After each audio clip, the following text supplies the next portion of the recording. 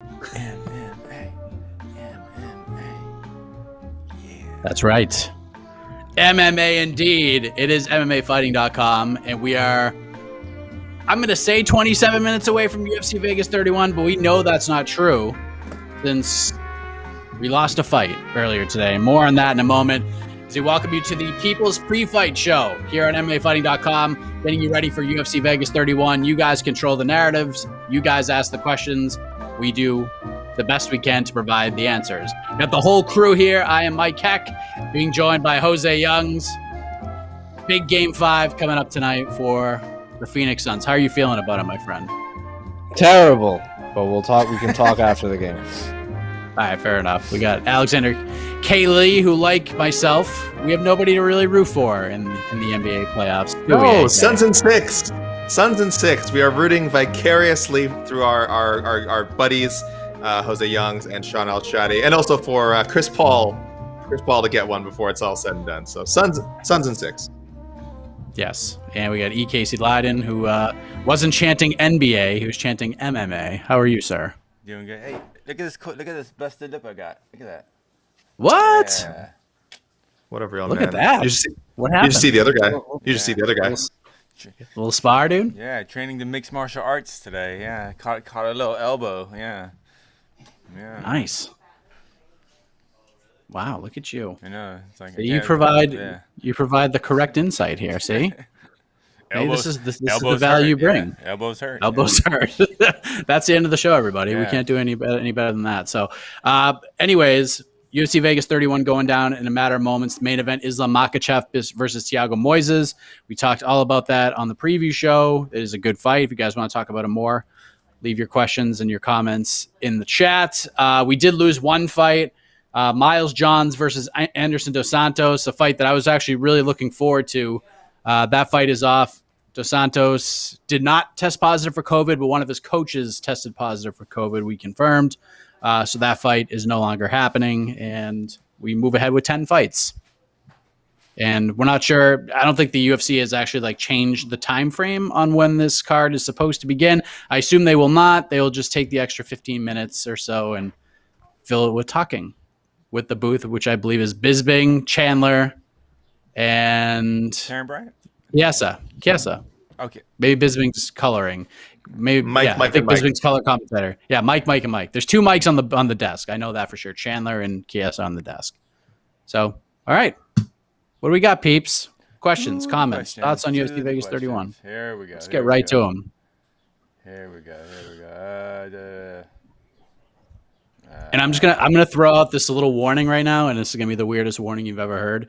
For some reason today, there's a little mark on my head. Let me see if I can find it right there. It might start to bleed. Okay, so I'm just warning you ahead of time. I think I scratched it, and for some reason, it just randomly is just kind of starting to bleed a little bit. So I don't want to freak anybody out if you just see a weird stream of blood. You shouldn't have said anything. You shouldn't have said anything. What? I don't want to freak anybody out. It's weird. It's weird. You should have just let it happen and just never mentioned it. It should have just been coming, streaming down your face, and you just pretend it's like nothing was happening. And we would have been like, Mike, are you okay? You'd be like, I'm fine. I'm fine. And it's 400 degrees down here, so hopefully the sweat doesn't get it going. But okay, let's go to the peeps. All right. AK. Oh, thank you. Well, coming from Nuck and Futz, I mean, I couldn't ask for a better compliment. So, thank you, sir. There we go, AK. Look at you stealing and breaking hearts. Are we all in agreement with Nuck and Futz? I hope this isn't a question. Oh, yes. This is not a question. It's a fact. You look sexy today. You have to answer your own question. All right, here we go. Suns in 7. Sure. Whatever gets it done. At this point. Yeah. 5 or 7 is cool to me because they can win at home, but I'm not going to complain if they were going to win in 6. Wait, is 6? Wait, so how does it work? Tonight's at home. Tonight's in Phoenix. Then Milwaukee, then Phoenix. So all the Suns in 6 people expect them to win in Milwaukee, then, right? I think at this point, the last 2 series, they were Suns in 4 kind of took off. So as soon as Suns in 4 happened, as soon as we couldn't do Suns in 4, it became Suns in 5, and then as soon as Suns in 5 didn't happen, it just become Suns in 6. They just expect us to sweep the rest of the series. I was on record. You can go back and watch all the preview shows and Q&As and everything. I said Suns in 5 from the beginning because I wanted them to win at home, but that's not happening anymore. So I wouldn't hate Suns in 7, but whatever gets it done at this point. Can't mess around anymore. That's right. That Milwaukee Bucks team, they're a good team. Yeah, Both teams are really good. This is a good. It's like they're a championship caliber team or something like that. It's almost like they're one of the last 2 teams in the NBA. You might talking. You know, they just have a 2-time MVP, 2-time Defensive Player of the Year, 25-year-old freak of nature. He tries. Yeah, that block the other night was insane. Did they ever show a replay on it? I remember I saw it live, but they showed a million replays. Okay, not live. Yeah, I was like, oh, okay, whatever. It's one of the greatest playoff plays I've ever seen. Like, and it's not pretty. And I know people like want the dunks and the buzzer beaters, but that play was one of the all-time greats, like AK said. One of the top 10 best NBA playoff plays of all time. In my opinion. It was pretty. So wait, real quick, Jose, like you and Shaheen, you guys look miserable. You guys. You got your team's in the finals, man. This is like a sports fan's dream. Well, you're living the dream right now. You look miserable. Come on, you should be like. I'm gonna preface this because people have asked about it on Twitter. I spent the first 20 years of my life in New England, so first and foremost, I am a Celtics fan, but I've lived in Phoenix for 10 years. So pretty much anytime they play any other team besides the Celtics, I'm gonna be a Suns fan. I've been to more Suns games in my life than Celtics games at this point. But it's. The last 2 games did not give me much hope, if that makes sense. Like Devin Booker had the best game of his like NBA playoff career, and they couldn't win. And Chris Paul laid an egg. DeAndre can't breathe on Giannis Antetokounmpo without fouling him. So if that's how it's going to be the next few games, it's not looking great because we won 99% of the last game and we still lost. And I'd rather just get blown out the entire game than lose the last 60 seconds of the game that you were winning the entire time. So it's the last game has not worn off. It was a depressing and demoralizing situation. We need to bring back 80s rules. Earn your points, son. Giannis earns his points, man. He misses a lot of free throws though. Like they should have won by a lot more. But it's the fouls. It's the fouls that are insane. Jeffrey Ballo. Do you see that question?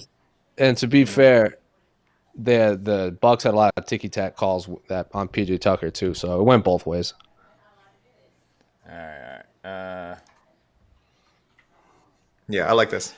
All right, starting off with Jose, going from this convo about the Suns, can you all talk about the worst you've ever taken a defeat of a team/athlete you've rooted for? I don't want to talk about mine. Mine's easy, but go ahead, Jose. I have a scar on the back of my head from when, and Mike knows because Mike 100% watched, 2003 ALCS. I like jumped up in a fit of rage and hit my head on a ceiling fan that was moving. So I will forever be marked with that. The 2010 Celtics was rough too because if Kendrick Perkins didn't get hurt, we probably would have won that series, but it is what it is. Should have won when we were up 3-2 when we had it. But 2003 ALCS is hard pressed to. I can't think of many other worse losses in my life in any aspect than that night. Casey? I forgot the year. It was the mid-'90s. It was the Houston Oilers versus the Buffalo Bills. And Houston, it was back in the run-and-shoot offense, and Houston was up by like 60 points at halftime. 92. Yep. I remember. I was there. I watched that. 92. It's literally. Most UFC fighters weren't born yet, but 92. Since AK obviously he watches all of the American football. It is literally called the comeback, and the Oilers lost. Yep, I sat there and watched it all. I love my Oilers. That's a bad one. Yeah. AK, what's yours? What's the worst loss you've ever taken a defeat of in regards to a team or an athlete? I'm going to talk about MMA. if that's all right. Is that okay, Casey? I'm gonna talk about MMA. Technically, MMA is a sport. So can we talk about MMA? Okay, I'm a big so. Frankie Edgar fan. I'm an unabashed Frankie Edgar fan, and he's had a lot of losses. Don't get me wrong. But I think the one that really killed me was the uppercut of death from Brian Ortega, which like literally lifted him off of his feet. I think. I always pick Frankie Edgar to win. People should know this, first of all. So I'm almost like not prepared when he loses. When he loses a decision, it stings. I mean, the Benson Henderson decision's fine, but I like Benson Henderson a lot, so it wasn't that bad. When he was just literally decapitated by Ortega, I just didn't want to talk about it. I didn't take it well, and the subsequent like destruction since have become less painful. Like by the time we got to Corey Sandhagen annihilating him a few months ago, I was kind of like, I'm kind of okay with it now. I can just kind of live with it. But Frankie Edgar, anytime that guy loses, it does affect me. And again, and you know what would have been really bad, Mike, is if Ryan Hall had gotten knocked out in his last fight. Again, as we've discussed on other shows, it's a shame that the Ilia Topuria fight didn't actually happen. As we all know, the fight, of course, was canceled. Yeah, there was a weird, like, just 15-minute block on that show where it, like, in between the two fights, where Ryan Hall was supposed to come out and it didn't happen. If that had happened, that would also be up there. I hate to see Ryan Hall get smoked like that. But again, he's still undefeated. This is great. Ryan Hall still has never lost. Has never lost. Yeah, it's 0-3 for me.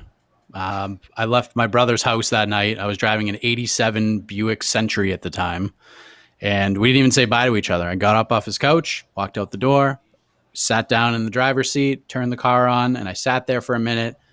And then I threw a thunderous right hand from the depths to the ceiling of my Buick Century. And until the car died, there was a little lump that like stuck off the roof.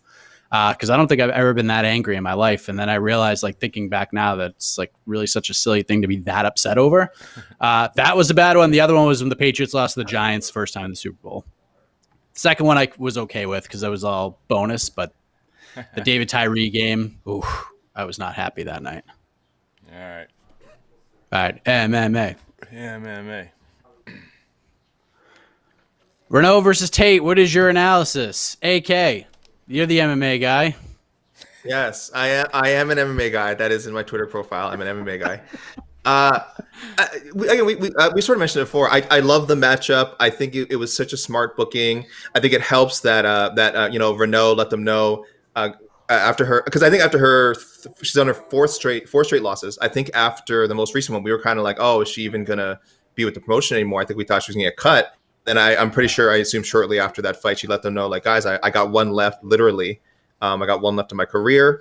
And, the Miesha Tate coming back thing happened, so it worked out perfectly for her. And, yeah, she's a good logical test. I think Miesha is on paper, is the more talented fighter, I think, just from what we know. But she's also coming from this long layoff. So, there's all that to factor into it, right? We've said all these intangible things that go into fighting. Who knows if she can even pull that trigger anymore after 5 years on the shelf. So I love the matchup. I'm picking Tate. I think Tate gets a decision win. I think Renault is really, really tough to finish, has never been put away. And I think she does some damage to Tate, but I think this is exactly the fight Tate needs to get back into shape and possibly make one more at the top, and hoping to do. Casey, what do you think? Yeah, I think this is. I mean, I think the worst version of Tate still beats this Renault, and I think we'll see a dominant 30-27, 30-26 from Miesha Tate in a successful return tonight. And it's going to create lots of storylines after the fight, but she still has to get through it tonight.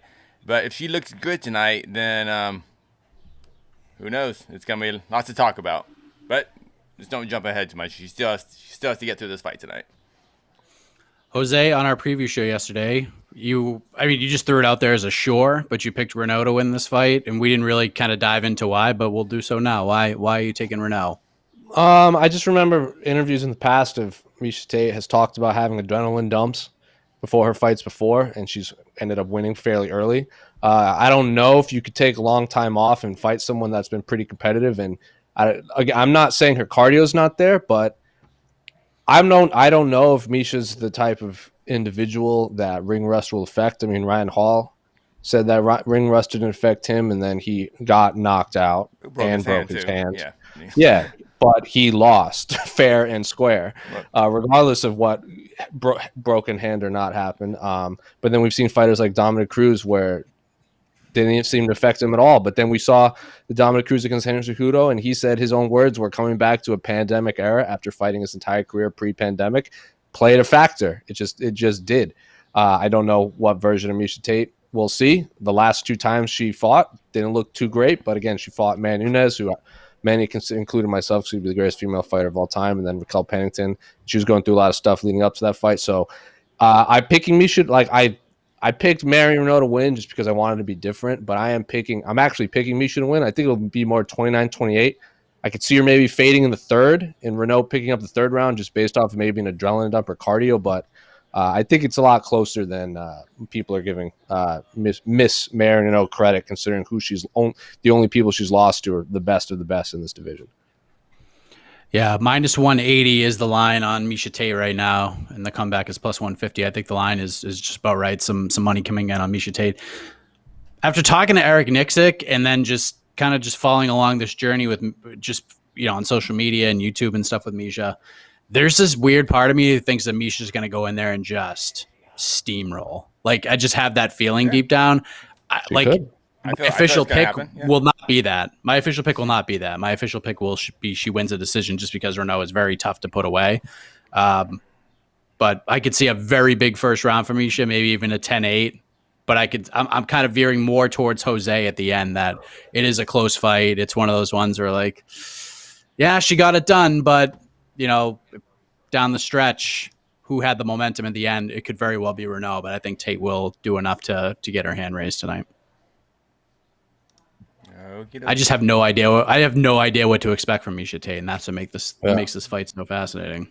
Yeah, I think Miesha Tate just takes her career too seriously to come out there with a shell of herself. She won't do that. She's never done it before. I think she did that with Pennington, and she learned that mistake. She's like, I cannot walk into that cage like that, and that's why she took a big break. And here we are. We'll see.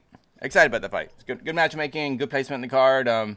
Actually, even this card being on a fight night, an Apex card, I kind of feel this is good for me. She's not coming back into a full arena like on a pay-per-view with lots of media and lots of press. It's just did a couple interviews, and now she's gonna go fight. So should be good. All right, where do we go? Let's just go to this one. Fight of the night, AK. Man, it's kind of a shame we lost that Miles Johns, Anderson Dos Santos. It wouldn't have been like my number one pick, but it would have been like a sleeper pick. I'm going to go away from the main card. I think there's an obvious choice in the main card. So instead, let's say Khalid Taha, Sergey Morozov. I'm going to go bantamweights. I'm going to go, people know I love the bantamweight division. So this might just be, this might be my easy choice. We lost one bantamweight fight. We do have a bantamweight fight in the co-main event, but I am going with, again, if I have to pick one of the prelims, I think Taha and Morozov. I like both guys. I do think Morozov does deserve to be the favorite here. And I think he is a guy who's going to make big waves at 135, but I do think Taha's competitive. So yeah, bantamweights for me all day. Khalid Taha, Sergey Morozov on the prelims. Jose, your prediction. Benitez, Billy Q. I think Billy Q versus who was it? Spike Carlisle. I think that should have won fight of the night, if I remember correctly. I mean, I remember I brought it up, and Dana was like, "You saying I got it wrong?" And everyone in the media tent was like, "Yeah, you definitely got it wrong." So I'm going to say that one. Benitez, obviously Mexican dude. It's very hard to put away. And I looked up I was like looking up his past few fights because I knew this question was going to come up. He has the third best striking defense in the history of the UFC. And the best striking difference in UFC featherweight history. So I just think this is an incredibly high-level martial arts fight. Billy Q, I know he lost to Gavin Tucker. Gavin Tucker is just very, very good. So this is my pick for fight of the night. I think it's. I think is that the one you were referring to? AK as like a no-brainer. Yeah. Oh yeah. That's a no. I think that's the no-brainer pick. Casey. I'm gonna go not because I believe it's actually fight of the night, but I'm going with the way the UFC picks fight of the night, and I'm going to go with Gamrot, Jeremy Stephens, because Jeremy Stephens is going to get his butt kicked by Gamrot tonight, but he'll go down swinging, and he might hurt Gamrot with throwing one random overhand. And UFC just loves that stuff, and UFC loves Jeremy Stephens, so I'm going with Gamrot will knock out Jeremy Stephens tonight, but they will also get fight of the night. This is tough because this has 4 performance bonuses written all over it. Yeah, actually, it really does. This is such a lame pick, but if there is a fight of the night, it's going to be the main event. I'm just gonna go ahead and say that. I think Thiago Moisés is much more competitive than anyone is giving him credit for. I think it's a much closer fight than the lines indicate. Let me see what the line is now. -720 still for Mr. Makhachev against Moisés. And I think Makhachev, when the final horn sounds, we're going to be like, this dude just won another fight. But I think we're going to be talking about Thiago Moisés as an animal and a gamer and a guy that has a bright future for sure, which I think we already feel that way. But I think it's just going to be more proven tonight, even in defeat. I think it's one of those fights where both guys' stocks rise. Makhachev goes on to bigger and better, and Moisés continues to be a fringe top 15 guy, at least for now. That's going to be really tough to beat. So that's what I'm going with. Okay. By the way, I just want to remind people to stick with us even when the clock hits 7, because again, there was almost no chance they'll be starting with the fights at 7 p.m. Again, we are down to 5 prelims, a 3-hour prelim block. Main card doesn't start till 10, so stick with us. And I'm watching another window. I will let everyone know when it's time to run to the hills. I'm adding another 15 minutes. And, I just add another 15 minutes. Sure, yeah, please. You may as well. Again, it might even be longer.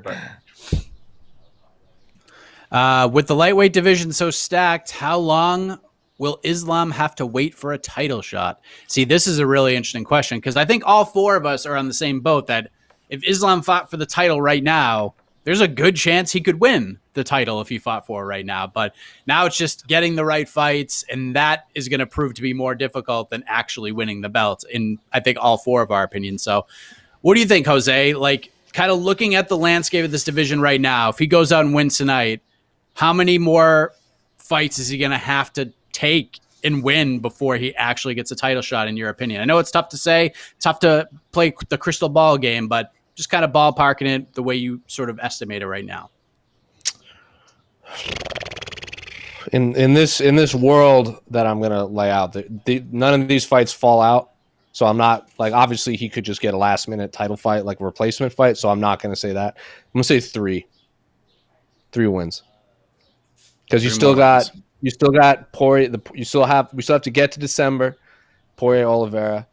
And then I know Gaethje is chilling there. Michael Chandler's sitting there. Beneil Dariush is on a tear. And I guess those 3 names off the top of my head. So I'm going to say 3. He's going to have to fight at least one of those guys to get the title shot. All right, Casey, that's the over-under. We're putting the over-under at 3 right now. 3 less than 3? 3 on the nose, or over 3? I like 3 on the nose, but it changes if Khabib gets involved with the promotion of Islam. If Khabib's starts doing more interviews and starts saying, this guy is the new me or something like that, he's a better version of me, and if he can really build up a lot of hype and get the fans behind Islam in that sense, maybe you could go under 3, like 2 fights, but I'm going like 3.5. I'm bumping up. The more I think about it, though, I think it'll be 3.5 fights. 3.5. So 3 fights and like a Submission Underground appearance. Yeah, before Submission he gets in there? Underground. Some weird late notice. Yeah, I don't know. Yeah.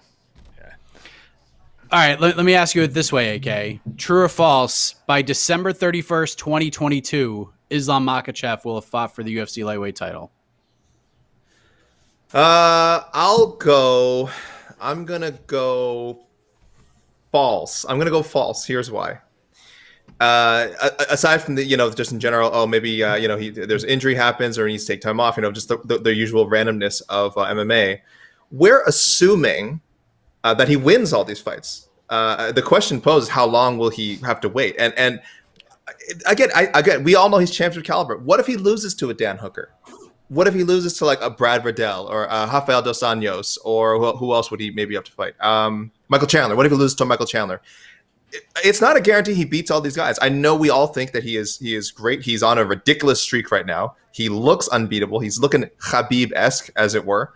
But we don't know. We don't know what can happen. This is MMA. I just cannot, assume that he's necessarily going to beat all these people. So I have to go with sort of, I guess, either the over or, as you said, we might not see him fight for the title next year, because it's just way too difficult to predict that he's necessarily going to beat all the guys that he has to beat to earn this shot. So, yes, I'm very high on Islam as everyone else is, but I'll go with the very, very, very conservative projection on when he fights for a title.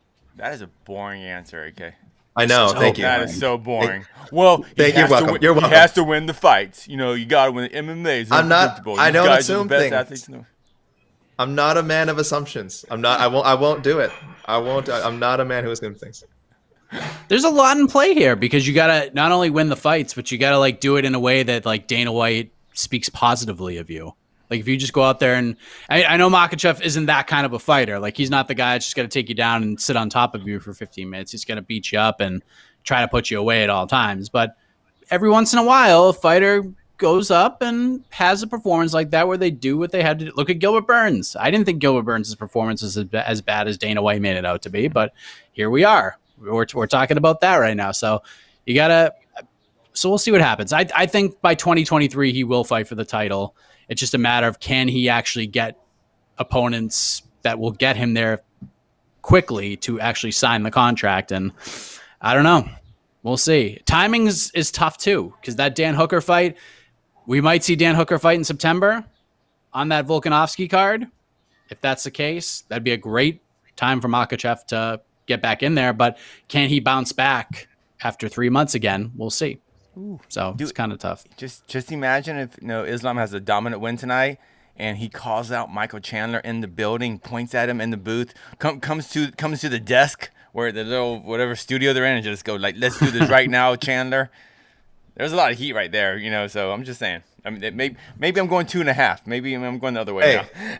Just imagine Thiago Moisés like heel hooks him tonight. Then this whole discussion just completely changed. Right? Who knows? I don't think it's gonna happen. But who knows? Makhachev is the new Michael Johnson. Who knows? I think my money would be on if Islam wins, they do Islam Hooker and MSG in November, and Brad Riddell versus Greg Gillespie will also be on MSG, so they can, get the Hooker Riddell and maybe one more City Kickboxing. Throw Carl Stolberg on there. And then we can get Islam, because there's a big Russian audience in New York. They always they really wanted Khabib to fight in New York a bunch of times. Obviously, you're supposed to fight in Brooklyn against Tony Ferguson before the pandemic. So that's what my money would be. All right. I'll never forget covering UFC 208, and there was a fan Q&A for Khabib. Oh my god, dude! Khabib was pissed at the beginning. In the kind is that the Russian part of town, and were you there in that little restaurant? I was there, yeah. You were there? That was the first UFC pay-per-view I ever covered. Yeah, I was like a little ant. You didn't even say hi, Michael. Jeez, I was there. I was like intimidated. I didn't know who I didn't even know who you were at that time, Casey. I was this young buck, not knowing. I remember that right after that Q&A, I was waiting because I drove my own car to that event, and I remember I was standing next to Ariel Helwani, and he was waiting for his car to come up too. And like literally, it might have been a line of like 200 people were lining up trying to take pictures of him. And here I am just like standing there, like just watching all these people go up to Ariel as I'm standing next to him to take pictures. People are handing me their phones. Like, hey, can you take this picture for me? And I felt so great in that moment. But I remember that Q&A vividly. And I remember like taking this overhead picture with my cell phone of the fans just mobbing Khabib, and like Ali Abdelaziz was trying to make room so Khabib could leave that room. But that was crazy, man. I was just like, wow, this guy. That's when I realized that Khabib is way more popular than anyone thought he was. Yeah, it was a different type of fandom I've never seen before. I agree with you. Like, I mean, it was a part of New York I've only seen like in movies, like in kind of like was it Brighton Beach? Was that what it was? Right, but it was a very old Russian part of New York. Yeah, it was. You know what I mean? It wasn't a touristy part. It was like you gotta you don't go to that part accidentally. It was a very unique restaurant, kind of ballroom. Like it's hard to describe, but it was. And Habib was annoyed at the beginning because he didn't know that was the Russian area. He was like, I thought I was doing a Q&A before the weigh-ins. Why are you taking me away from the arena? He was annoyed at the very beginning, and then he realized that, oh, this is all Russian people, and then he got a little more lively. Yeah, Matt Perino hosted that, if memory serves me correctly. Yeah. Who now does work for the Buffalo Bills. He's a beat writer. That's right. All right. What else we got? 11 minutes to go. What chance do you give Jeremy Stephens to snap his losing streak tonight? Casey, we'll start with you on this one. On a scale of 1 to 10, what chance do you give Jeremy Stephens to beat Mateusz Gamrot tonight?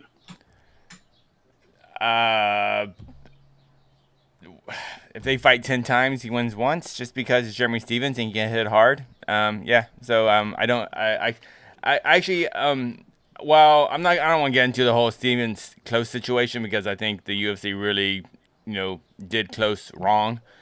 But Jeremy Stephens, even though he is getting a fight, this is a bit of a punishment fight. I feel to fight Gamrot. I feel Gamrot's one of those fighters that lightweights with a low name value won't accept, and I think he was kind of forced to take this fight against Gamrot. So this is the fight Gamrot needed, and I expect with the placement in the card, Gamrot's going to look good tonight. So but if Jeremy Stephens wins. Hey, it's Jeremy Stephens, and I don't think a win makes Jeremy Stephens a title contender or anything, but you got to beat Jeremy Stephens if you want to be considered any sort of elite lightweight in the UFC. What do you think, Jose? What are your thoughts? And let's sort of add in the fact that Jeremy Stephens is fighting at 155 for this fight. I can't remember the last time you fought at 155, so maybe this is a good thing for him not having to cut that weight. Close was going to be at 55, so that's true. Yeah, that is true. It was yeah. Because Jakar Close wants to go down, right? That's what he said. So he wanted to fight at a featherweight that was coming up. Do I remember that correctly? I don't. Regardless, I remember. I don't know. 50%. Jeremy Stephens is who's he lost? Who his last 4 losses to? Like top 3 featherweights in the world. So yeah, he's not losing. I agree with everything Casey said that you got to beat Jeremy Stephens to become a contender. But everyone that Jeremy Stephens has beat has essentially become a contender or was already a champion. At this point in his career, Gamrot, everyone that's in the know knows how good he is. Kind of like Josh Emmett, kind of like Doo Ho Choi, kind of like Dennis Bermudez, and Jeremy Stephens beat all of them pretty emphatically. So I'm going to say this is a 50-50 fight. I'm still picking Gamrot, and if he wins, sky's the limit for him because who are the last 2 people that beat Jeremy Stephens? The Ayers have beat Aldo, and then those were his last few. And then before that, who was it? Moicano and Frank Edgar. Cater. Yeah, and Cater. Yeah, of course. So Holloway, Charles Oliveira, Cub Swanson. Yeah. Those are again, Casey, we were on the A side, who has the best resume, and like Jeremy Stephens is right up there for high level fighters, in a row consecutively. And 50-50 fight. I'm picking Gamrot to win, but I think this is a 50-50 fight. Jeremy Stephens hits really hard. And at 155 without depleting his body, maybe it's a different story, but dude hits hard, so 50-50 for me. If we do you remember, Mike, that Jeremy Stephens Yair fight? That was in Boston, correct? Do you remember that was the Boston, and that fight was insane. Yeah, but do you remember when Yair got on top of him? Because Gamrot is a very high level grappler. And do you remember when Yair got on top of him and just started what was it it's he was just Donkey Kong in his head. Yeah. And then Jeremy Stephens survived, and then he popped back up. So Jeremy Stephens is hard to finish, and Gamrot is relatively unknown to the game. So 50-50. I'm gonna say it again. AK. You want an exciting answer, Casey? 2 out of 10. That's the chances I'm giving Jeremy Stephens. 2 out of 10. I don't like him back at lightweight against someone as good as Gamrot. I'm on the kind of the Jose hype train here with Gamrot. I think Gamrot's a future top 10 guy. I think Stephens is well past his days where he can be a top 10 guy or beat a top 10 guy. So I'm definitely going Gamrot.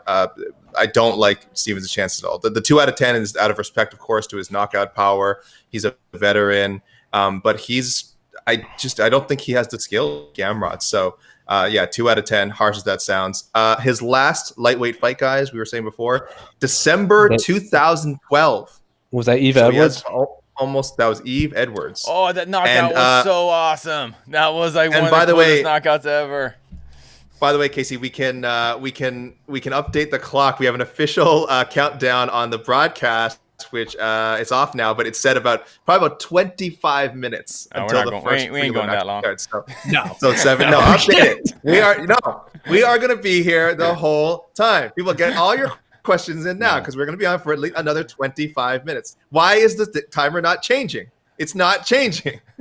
Because we got to let people breathe a little bit before such an action-packed night of fights. But just to let you guys know, whatever you're doing, after you're done watching us, you still have a little room to breathe. At 7, it looks like they're going to wait to 7:30. I'll give it 3.5. His chances. So generous.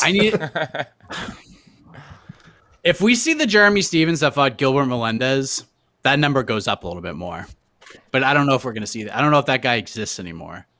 The very tactical guy who just absolutely thumps leg kicks. Yeah, I remember he wrecked Gil's legs in the first minute. Yeah. Oh, he smashed him. Like, that was a brutal fight to watch. Just like it was smart. It was a brilliant game plan, and it worked out awesome. And like that sort of led to the performance he had against Doo Ho Choi. And then the Josh Emmett fight was a little crazy just because of the alleged illegal strike and whatnot. And that was a brutal ending. But, from there, it's just we've kind of gone back to the raw Jeremy Stevens, and that has not really paid off for him. So it depends what guy shows up, but I'll give it a 3.5. If the guy won in that 3-fight winning streak, shows up tonight, could be a much more interesting fight. But I think Gamrot is just so good, and this will be sort of that fight to get him to that next level.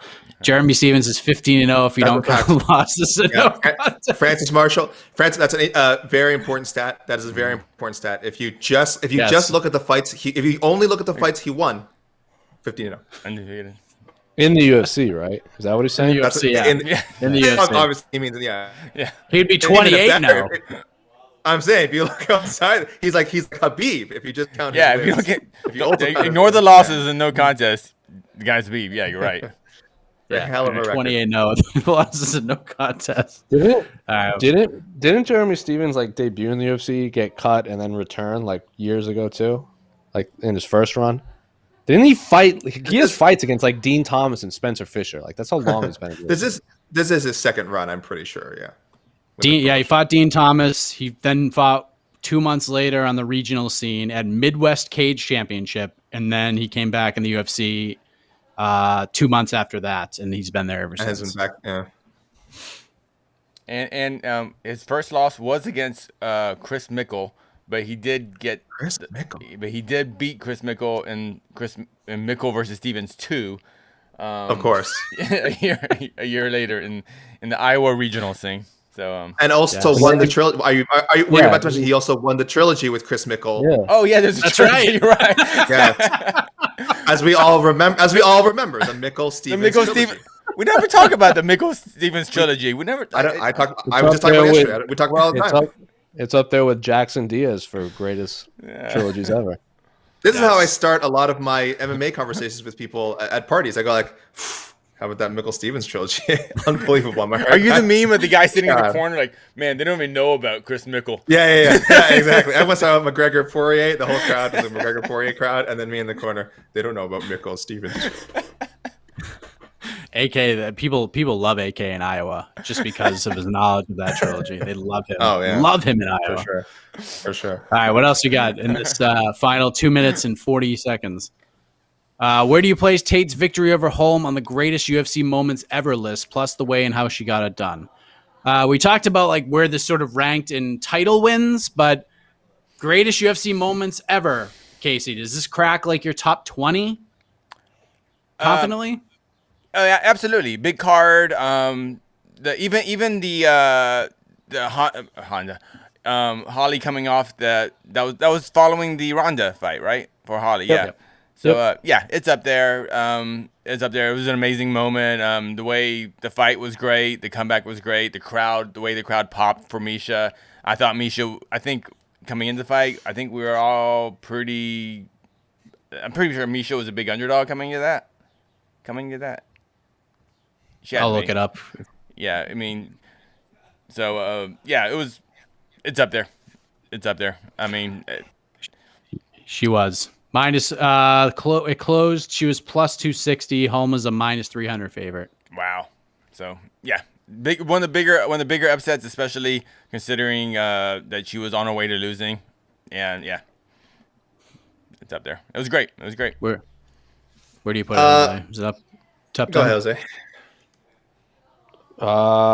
It's not top 10, maybe top 20, but it'd be down near. Like in the history of mixed martial arts, not just or just UFC. Let's go UFC moments. UFC, yeah, it's probably closer to like 20 or 19. Was she winning that last round? I don't even remember. No.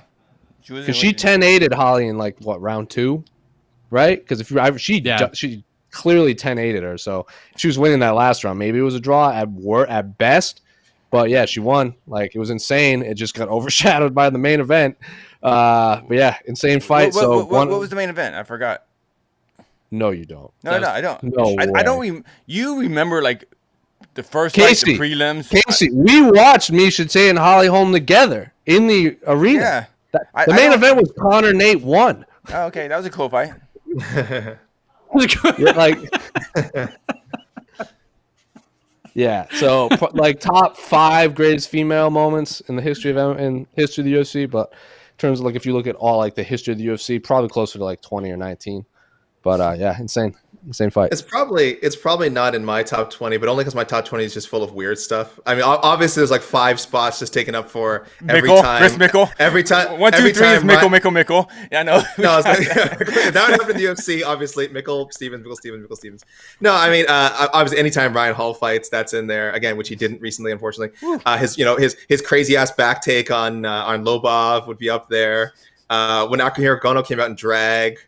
Taito Ivasa coming out to Spice Girls, Michelle Pereira's UFC debut. Like it'd be all kinds of weird stuff. It's like there's like maybe like 3 or 4 relevant championship moments in there, but I mean, it's probably not in there. Ty walking out to Spice Girls is way over Tate and her winning. It's over being the best women's bantamweight in the world. Yeah. And it's over a lot of victory. things. Yeah. It's over a lot of things. Trust me. It's over. It's like in the top 5. It's over a lot of things. That was magical. Yeah, well, I feel comfortable putting it in the top 10. I feel comfortable. Yeah, it's one of the things that sticks out, and that's just my personal list. It's one of those things that sticks out in my mind. One of those memorable moments where you just like remember her reaction and like that post-fight interview with Joe Rogan. That was a very emotional thing for everybody to watch, and just everything about it was. Yeah, it was one of those reminders of like why we cover and like this sport so much. Yeah. So it was great. Even Holly going out on her shield, not tapping, and just out cold, and Miesha doing her roar when she won. It was like, it was just great. It's like I was pulling for Holly, but I was like, you were happy for Miesha. So it was cool. Yeah, and that opened up the Amanda Nunes era. That's right. That was next. All right. I think we're done, right? Let me a couple more just comments we got. All right, we're not done. We're not done just yet. Ryan Hall breaking hands and hearts. Yes, true. Always. True. Oh, just because someone asked this, and I thought it was like a troll question, but then I realized, he's fighting on the card. I didn't know what this. How do you feel about Preston Parsons? AK, you want to answer that? Do you have a favorite Preston Parsons story? My knowledge of Preston Parsons is not as comprehensive as my Chris Mickle knowledge, unfortunately. I don't know a lot about him, but good for him seizing this opportunity. He's going about, I think, a week notice, maybe 8 days notice or something. It's a shame. I think we all wanted to see Daniel Rodriguez and Abubakar Nurmagomedov. That would have been kind of another, I think, fight of the night candidate. I think I would really, really look forward to that.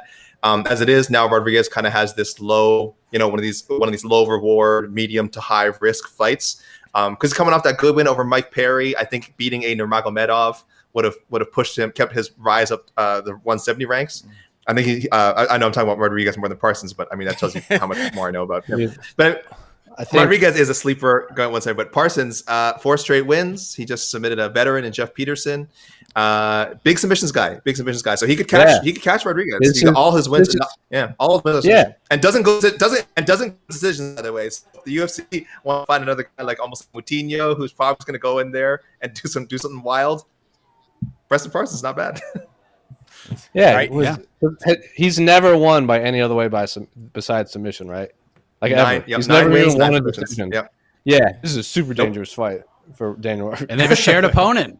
They both fought Mike Perry. Ooh. Preston Mike Parsons has Perry. fought Mike Perry Oh, I didn't. on the regional know that. stage. Mr. Parsons You took got his knocked first out. loss. Yeah, took his first loss from Mike Perry. And Mike Parsons is- also fought Ignacio Bahamondes, who is also in the UFC. Love that name. So MMA Tyson math, is- Parsons Tyson has no is- chance. Parsons has no chance because Rodriguez beat Perry, Perry beat Parsons. Okay, so it's there you go. That's your for everyone. There's always a lot of comments. What's your lock of the night? There you go. There's your lock. Not Makhachev over Moisés. Your lock should be because MMA math dictates Dan Rodriguez will win tonight.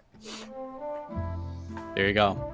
He's a minus 335 favorite, by the way, for those interested in the comeback on Preston Parsons. Some money coming in on young Preston, plus 270. So that line has changed over the last 24 hours or so. So, all right, come on. I see a gremlin back there. What is that?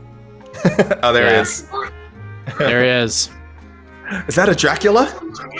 That's the dude from Goosebumps. Sure. Yeah, I don't know. All The right. Goosebumps Okay. books. He drew those. He's proud of them, and I'm Yeah. proud of him too. They're Nicely very, done. they're very nice. Freaky. They're very nice. Very nice. All right, we're getting out of here. What is also going to be very nice is UFC Vegas 31, which kicks off first fight probably going down in about 10 minutes. So say goodbye to everybody. All right. Goodbye, everybody. We'll see you after the fights. Happy birthday, AK. Sons in Not my 7, 8. My birthday. Sons and 6. 6. Yeah, I think that's how we go. Sons of 6, yes. MMA.